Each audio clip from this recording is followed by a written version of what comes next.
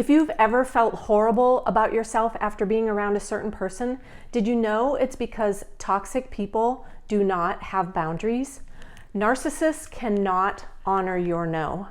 In this video, I'm giving you 3 key strategies to build your confidence and strengthen your boundaries in the face of toxic people. I recently worked with a client who would leave family events feeling horrible about herself. She many times would be in tears because her mother-in-law was so mean to her. Her goal with working with me was to become more confident about herself and to not let words hurt her.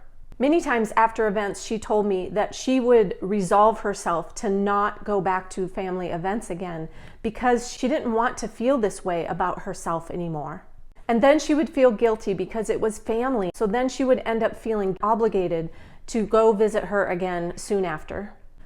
But here's the thing. My client didn't feel horrible about her mother-in-law disrespecting her and being so mean to her. What she felt horrible about was her inability to stand up for herself, for not being able to take it, for breaking down in tears and crying. And she would feel guilty about not being able to build the relationship that she thought she should have because it was her mother-in-law, because it was family. And she also felt guilty for actually wanting to get up and walk away, but never doing it. But now she does. My client was actually taking the blame on herself for her mother-in-law's belittling behavior. And many times this is what we do as people pleasers. We take on the responsibility for how others are treating us instead of standing up for ourselves and taking our power and our peace back. That's why it's so important for you to get uber strong boundaries. Here are the 3 things that I taught my client to build her confidence and stand up to toxic people. These are actions you can start taking right away to take back your power and your peace and build more confidence for yourself. The 3rd strategy is the most powerful. The first part of the strategy is to guard your energy. Limit your exposure to toxic people. These energy vampires will drain you, will suck you dry if you let them. You want to create physical and emotional distance from these type of people. Go no contact or gray rock if no contact isn't a possibility for you. I talked more about how to limit our energy with people like this in that video right there. I'll also link it in the description below this video. And this is an important part of the step of guarding your energy. And that is to focus on self-care before and after if you absolutely must be around these energy vampires. The second strategy is to enforce your no without guilt. Remind yourself often that it's your time and energy, and it's actually your right and your responsibility to protect your time and energy. And also remember that it is not selfish or cowardly to walk away from somebody when they're disrespecting you. I have a free resource called 20 Ways to Say No Without Feeling Guilty, and I'll link it also in the description below.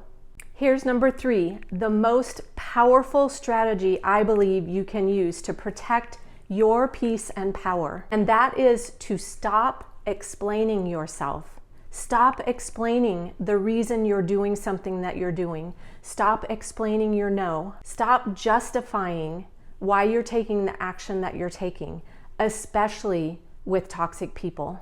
This is especially true with these energy vampires because once you start explaining, they know that they have you on the defensive, right where they want you. That makes you weaker to them, and you lose all of your power as soon as you start explaining and justifying the reason that you did or said something. Maybe you're saying, oh my gosh, it feels so hard to not explain, especially when they don't like it, right? When they react. Here are 4 ways to make that shift and stop explaining yourself. The first is to practice silence after you say no. Resist the urge to fill that silence. I know that it might be uncomfortable, but this is super powerful. When you say no or I can't, just let that be enough. Tell yourself often, I said this a little bit earlier, tell yourself often that you have the right to set boundaries. I grew up believing I didn't have the right to say no. So it became a habit to not say no and to people please by saying yes all the time. But tell yourself often that you have the right to set boundaries. Make sticky notes, put them on your bathroom mirror. Tell yourself or write it on the sticky note, I have the right to say no without explanation. The third part to learning how to stop explaining yourself is to come up with a default response. This is a neutral, non-explanatory phrase, such as, I'm not able to do that, or that doesn't work for me.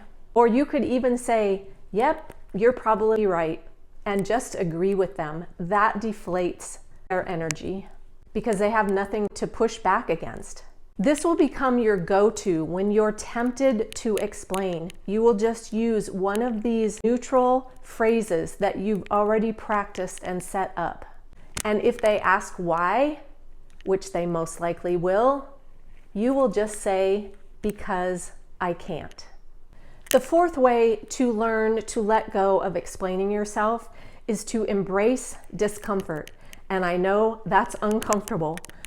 They may challenge you as to why you aren't doing what they want you to do, right? These people are used to getting their way. And when they don't, they will challenge you. And that will be uncomfortable. You'll think that they're uncomfortable, so you'll want to smooth their discomfort, but resist the temptation to do that because it takes away your power. It diminishes your power and it will diminish your confidence. Also, you want to embrace your own discomfort. This is going to feel uncomfortable at first because you're not used to not placating them, to not explaining, to not smooth their feathers, because that's what you've always done. And letting yourself be uncomfortable is the main way that you will build up your confidence. My client used these strategies and she has found so much peace and confidence, and she's actually noticed a shift in the way her mother-in-law treats her. Her mother-in-law no longer speaks to her the way that she used to, and my client also now has the confidence to get up and walk out of the room if she starts to feel as if her mother-in-law is going down that condescending path. If you want more videos on overcoming people-pleasing, building confidence and boundaries, and dealing with toxic people, then make sure you're subscribed so you're always up to date on the latest video. And thanks for watching.